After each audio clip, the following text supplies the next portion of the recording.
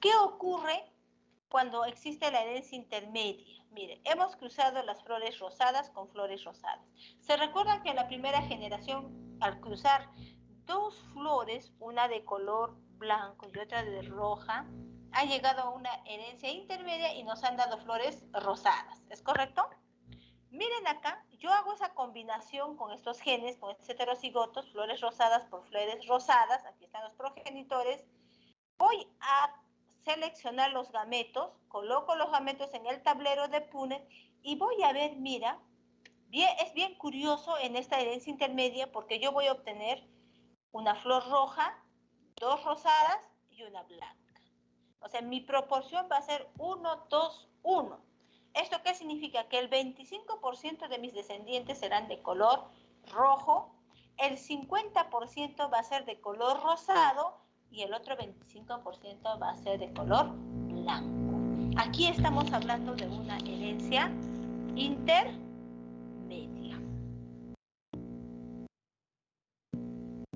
¿Queda claro la segunda ley de Mendel? Sí, doctora. Es muy parecido al tablero de código genético que estábamos viendo en la primera, en el inicio de la clase. No, una cosa es el código genético que no tiene nada que ver. El código genético va a sacarte la combinación de los codones, anticodones para replicación, perdón, para síntesis de proteínas. Aquí genética no, es diferente. Aquí estamos hablando de los cruces, de los caracteres. Es decir, ¿qué posibilidad existe si por ejemplo, a ver, ¿qué posibilidad existe de que, por ejemplo, yo tengo un mango injerto con el mango común, ¿no? ¿Cómo se va a producir el producto? Voy a hacer esa combinación. En agronomía se conoce eso como mejoramiento genético, ¿ya? Entonces, miren acá cómo se hace esa combinación. Tengo entonces aquí los progenitores que habíamos hecho cruce, tengo los gametos y como resultado acá, miren, de la primera ley me van a dar todos amarillos. ¿Estamos de acuerdo? Todos amarillos. Ahora, miren, en la segunda, en la filial, ahora si yo voy a hacer un cruce, por ejemplo, entre un heterocigoto y un homocigoto, aquí se lleva a cabo el proceso del backcross, donde existe la posibilidad de 50-50%. Significa que el 50% va a tener las mismas características que sus progenitores. ¿Estamos? Va a ser completamente diferente, como cuando se hace el cruce de híbridos. Aquí estamos haciendo un cruce de un híbrido con un homocigoto recesivo. Porque cuando hacemos un cruce, por ejemplo, como acá, de dos híbridos, este va a ser el resultado. ¿Estamos de acuerdo? Mientras que en el backcross, ¿no? Cuando se hace un cruce entre un heterocigoto y un recesivo, bueno, vamos a obtener la proporción de 50-50. Es decir, el 50% van a ser semillas amarillas y el otro 50% van a ser verdes. Pero las amarillas que tengo van a seguir siendo heterocigotas. ¿Sí? ¿Ahora sí queda claro? Profesor, una consulta. Dime. ¿Representaría la injertación, profesora, el segundo gráfico, donde es 50-50, con el mango común y el injerto? Podría ser, va a depender mucho de cómo va a ser la transferencia de los genes de un individuo a otro. Por lo general en vegetales la idea es que haya mejorías, ¿no? Por lo general, debería ser de un 75-25%. Ahora, si es que tú estás haciendo un cruce entre dos plantas, uno heterocigoto y el otro dominante heterocigoto, bueno, ahí vas a tener 50-50, ¿no? A eso se conoce como mejoramiento genético. Trabajan bastante el tema de mejoramiento genético, ¿no? En lo que son frutas, verduras. Por eso ustedes pueden observar los mangos bien grandes que llegan, ¿no? Eso es producto de un mejoramiento genético. Porque en condiciones naturales no se da eso. Van haciendo injertos con manzana. Por eso te dicen el plátano manzanito. Es que ha habido una especie de injerto, han reproducido y bueno, ya tienes el producto, ¿no? Ya, profesora, gracias. Ya. La tercera ley de Mendel. ¿De qué trata la tercera ley de Mendel? La tercera ley de Mendel también es conocido como la recombinación de genes o la distribución independiente. Aquí básicamente se cumple la primera y la segunda ley de Mendel. Se cumple la primera y la segunda ley de Mendel. Donde primero hacemos un cruce. Cuando hablamos de la ley de la recombinación independiente, vamos a hablar de la unión de dos o más caracteres, ¿ya? De dos o más caracteres. Por ejemplo, yo puedo hacer un cruce de la semilla lisa o del color de la semilla, ¿no? El color de la semilla amarilla con cáscara lisa, con el color de la semilla verde con cáscara rugosa, como se puede observar, ¿no? Ambos progenitores se caracterizan. ¿Por qué? Porque básicamente son homocigotos y van a obtener la siguiente combinación, ¿no? Miren, vamos a obtener la siguiente combinación. Vamos a obtener entonces semillas amarillas, ¿ya? Con cáscara lisa. ¿Estamos de acuerdo? ¿Qué sucede, por ejemplo, si la parte de la cáscara va a ser rugosa? ¿No? ¿Qué sucede si es rugosa? Ah, bueno, acá tengo, pues mi primera generación va a ser rugosa. Al hacer el cruce entre dos rugosos, miren, cuando ya hay un cruce de dos a más caracteres, por favor observen, no sé si ven acá mi cursor. ¿Están viendo mi cursor? Aquí, por ejemplo, miren, si nosotros vemos aquí, ¿ya? Si nosotros observamos aquí al progenitor, vamos a ver que este es un heterocigoto, pero tiene 1 y 2 caracteres, ¿ya? Es decir, tiene el carácter, por ejemplo, del color, que es el amarillo, y de la cáscara, que es el liso, o podemos decir que es el rugoso. ¿Estamos? Y voy a identificar los gametos. Miren los gametos, ojo, este es un solo progenitor. Este es un solo progenitor en la cual yo estoy haciendo todas las combinaciones posibles. Mira, acá tengo un progenitor con sus genes respectivos para las posibles combinaciones. Tengo 1, 2, 3, 4 diferentes y hago las combinaciones. ¿Cuántos gametos voy a obtener para un solo progenitor? 1, 2, 3, 4 gametos. Esto me va a conllevar estos 4 gametos que le he trasladado al tablero de Punnett, que va a ser, este es para el primer progenitor, este es para el segundo, que me va a generar un tablero de Punnett de 16 entradas. 1, 2, 3, 4, 4 por 4, 16 posibilidades de combinación. Entonces, aquí, por ejemplo, mi relación va a ser 9, 3, 3, 1. ¿Qué significa? Que 9 de las 16 probabilidades, 9 van a ser de color amarillo con cáscara lisa, 3 van a ser amarillos con cáscara rugosa, vamos a tener 3 verdes, no, perdón, 3 amarillos con cáscara lisa y vamos a tener un verde con cáscara rugosa. Por eso la relación que viene es de 3, 3, 1. ¿Y cómo voy a darme cuenta? Aquí en el tablero de Punnett. Todo se puede hacer el análisis a través del tablero de Punnett. Todo se puede hacer aquí, el análisis a través del tablero de Punnett. ¿Ya? Aquí.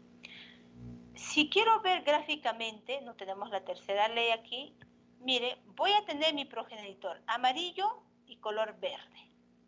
Los voy a cruzar, les decía que en esta tercera ley se cumple la primera y la segunda ley de Mendel. Es decir, al cruzar por ejemplo, yo la fruta, la semilla de cáscara lisa y color amarillo con el de cáscara rugosa y color verde, mi primera generación, o sea, mi F1, este de acá, mi F1, este de acá, toditos van a ser color amarillo, cáscara lisa. ¿Estamos? El segundo paso es identificar mis gametos. Voy a identificar los gametos de estos progenitores que les decía que van a ser 4 y los voy a ubicar. 1, 2, 3, 4. Acá, 1, 2, 3, 4, ¿no? Y voy a obtener mi F2, lo que yo les decía, ¿no? Tengo 9-3-3-1. ¿Qué significa? Que de las 16 probabilidades o posibilidades, 9 van a ser amarillas con cáscara lisa. 3 van a ser amarillas con cáscara rugosa. 3 van a ser verdes lisos, ¿ya? Y 1 va a ser verde rugoso. ¿Estamos de acuerdo? ¿Queda claro?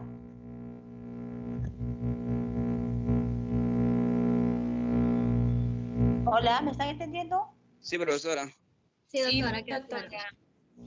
Muy bien, entonces mira, les estoy dando en el tablero y les estoy dando con dibujitos cómo sale el resultado de la tercera ley de Mendel, ¿ya? Ese cruce se puede hacer no solamente con esas características, se puede utilizar, por ejemplo, ¿no?, el tipo de semilla, si es lisa o rugosa, el color, si es amarillo o verde, el color de la legumbre, ¿no?, verde amarilla, el color de la flor púrpura blanco, la forma de la legumbre, si es lisa, es estrangulada. Vamos a hablar de las hojas, si son axiales o son terminales. Vamos a hablar, por ejemplo, de la talla de las plantas, si tienen una talla normal o son enanas, etc. O sea, yo puedo hacer todas las combinaciones respectivas que yo deseo.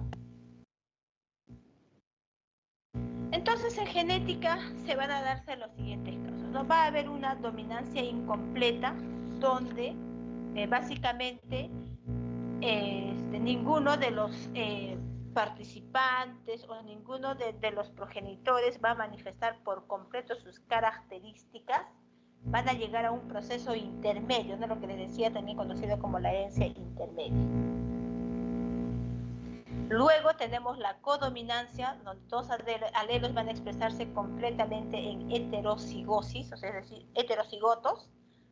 Hablamos de la penetrancia, que es el término empleado para describir la realidad estadística, ¿no? Ahí vas a aplicar tú estadísticamente los resultados genéticos, y la expresividad, que va a ser el grado del efecto producido por un genotipo penetrante.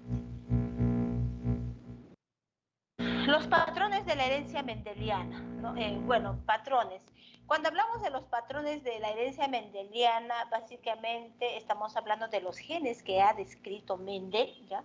Pero Mendel en ese entonces no los llamaba genes, sino factores. Y estos factores los ha clasificado de acuerdo a su expresión fenotípica, ojo, en la descendencia, ¿no? Esto los ha dividido en dominantes y en recesivos. Los genes dominantes son los que se van a encontrar ubicados, dice, en el autosoma, y se van a encargar de la herencia autosómica dominante. Autosoma, no olviden que es cuerpo, ¿ya? Soma, cuerpo. Y los genes recesivos, gen recesivo también es posible encontrarlo en un autosoma, que también se va a darse una herencia autosómica recesiva. Por ejemplo, el grupo sanguíneo O está determinado por genes recesivos, no es un gen dominante, ¿no? Pero sí es un gen dominante el que determina el grupo sanguíneo A, B, AB, ¿no? Pero el grupo sanguíneo O es recesivo, ¿no? Tenemos el gen dominante situado en el cromosoma X, es la herencia dominante ligada al cromosoma X. Vamos a tener genes recesivos, ¿no?, situados en el cromosoma X, es la herencia recesiva ligado al cromosoma X. La determinación del sexo. Bien, yo les indicaba que nosotros tenemos cromosomas.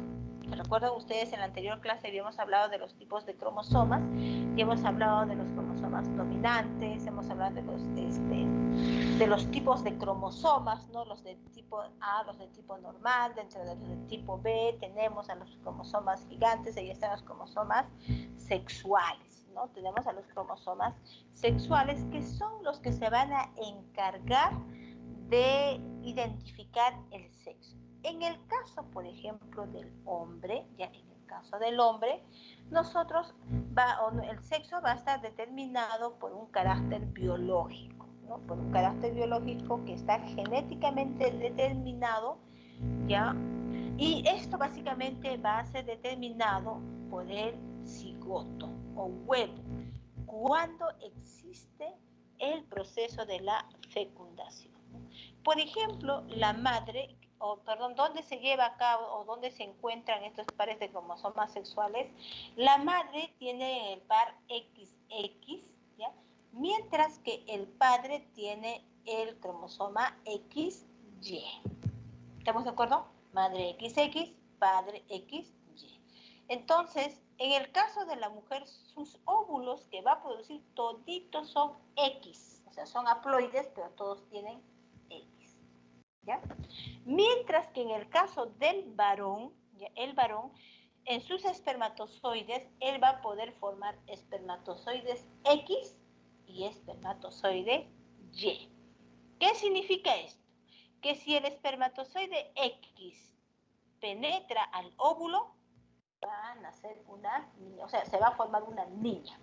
Si el espermatozoide que tiene el cromosoma Y fecunda el óvulo, va a nacer un varón. ¿Estamos de acuerdo?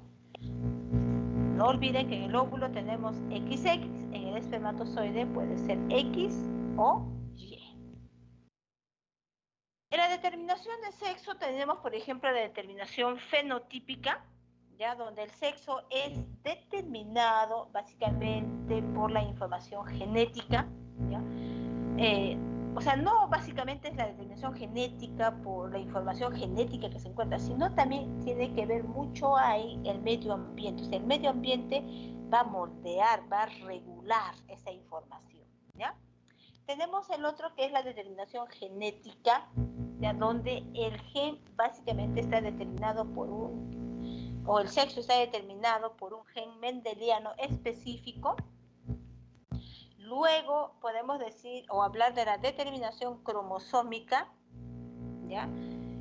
Que es el tipo de determinación de sexo más habitual que existe, ¿ya? Donde ahí vamos a hablar de los cromosomas o autosomas, vamos a tener los cromosomas sexuales, ¿no? Y la determinación cariotípica, que va a depender de la dotación cromosómica, y este tipo de determinación cariotípica básicamente va a ser propia de los insectos. En el caso del hombre estamos hablando de una determinación del sexo de tipo cromosómico. En la determinación de sexo vamos a tener varios sistemas. Uno de ellos es el sistema XY. Uno de ellos es el sistema XY, donde va a permitir básicamente que se pueda generar, o nuestra descendencia pueda generarse entre varones y mujeres. Esto lo van a presentar la mayoría de los animales, ¿ya? Y bueno, pero los animales mamíferos, y también es posible encontrar en la mosca de la fruta. Y también, ojo, cuando hablamos de mamíferos, dentro de ellos incluye al hombre, ¿no? En este caso se presenta el cromosoma X y el cromosoma Y. El cromosoma X también es conocido como un macrocromosoma grande, y el Y va a ser el cromosoma más pequeño, ¿no? Donde, por ejemplo, se representa, en el caso del varón, vamos a hablar 22N con menos dos pares autosoma más un par de alosomas X y Y, ¿no? Y en el caso de la mujer igual, 22N, ¿no? Más o menos pares de autosomas más un par de alosomas. Recuerden ustedes que los cromosomas sexuales también son conocidos como alosomas. En algunos textos ustedes lo van a encontrar como alosomas, pero no hay ningún problema, ¿no? Pero sí están presentes los cromosomas X y Y. Tenemos aquí, por ejemplo, la determinación del sexo. Pueden ver ustedes aquí en esta imagen el espermatozoide, el óvulo. Ya miren ustedes aquí, el óvulo, por ejemplo, aquí está representado por los cromosomas XX, ¿no? Y aquí tenemos, por ejemplo, el espermatozoide Y, ¿no? Que va a fecundar al óvulo XX y va a dar un producto que sería el cigoto, sería XX, ambos.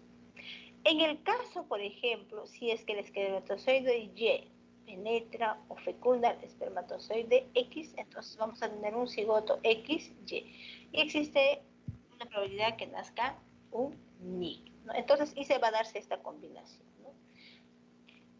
XX es igual a niña, XY igual a varón. Entonces, existe una probabilidad de fecundación de 50 a 50%.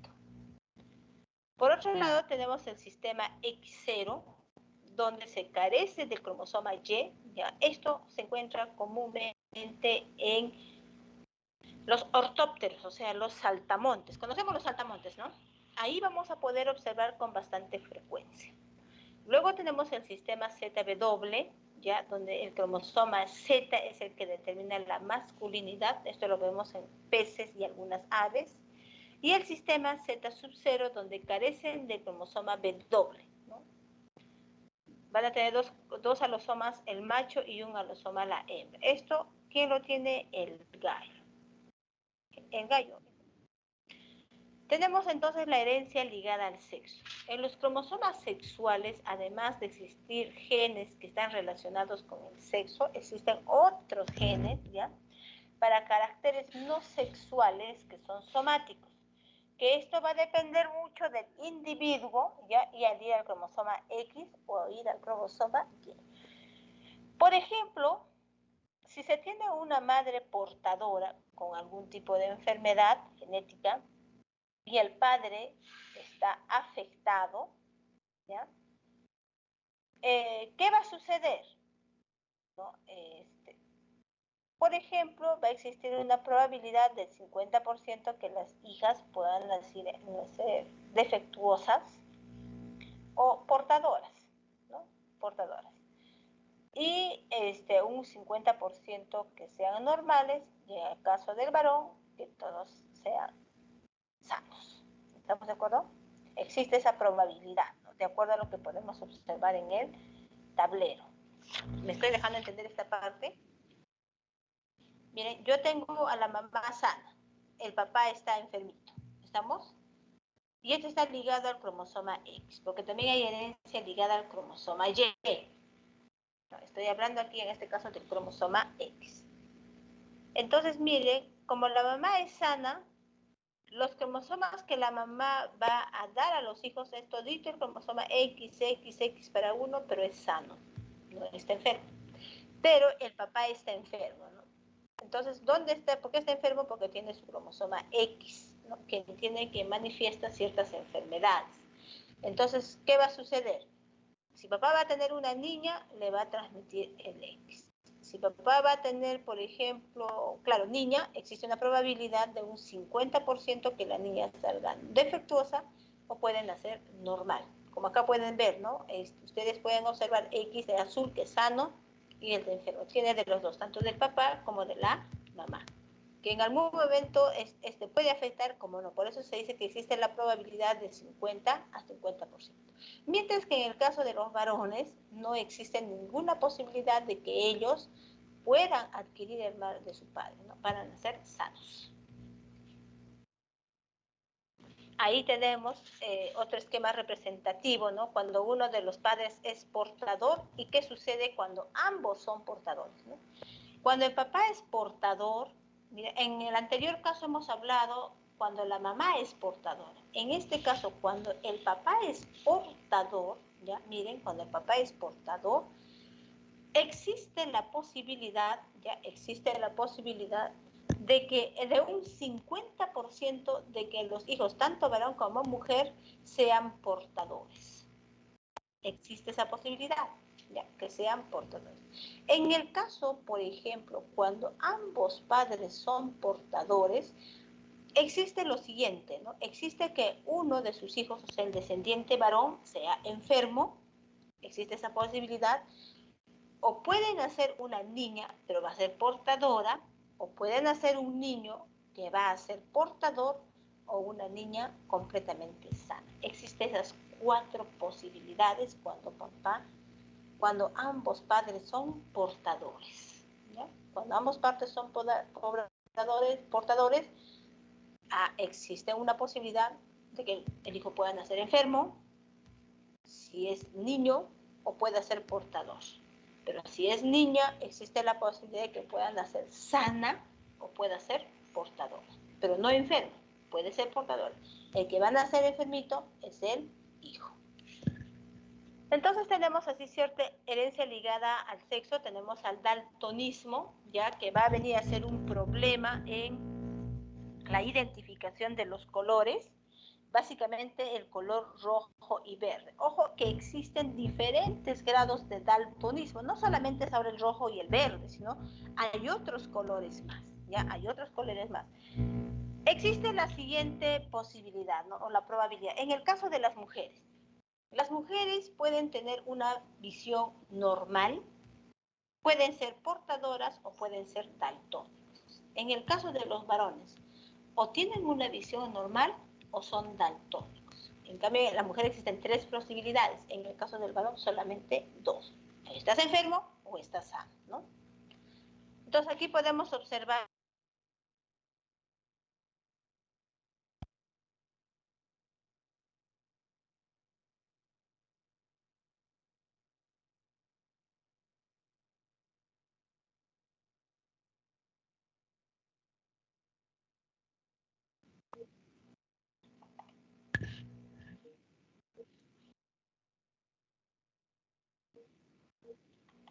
Víctor se fue en la línea.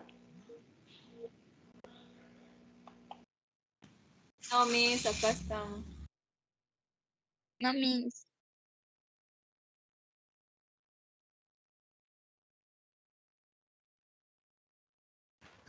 Se le oye medio intercortado, profesora.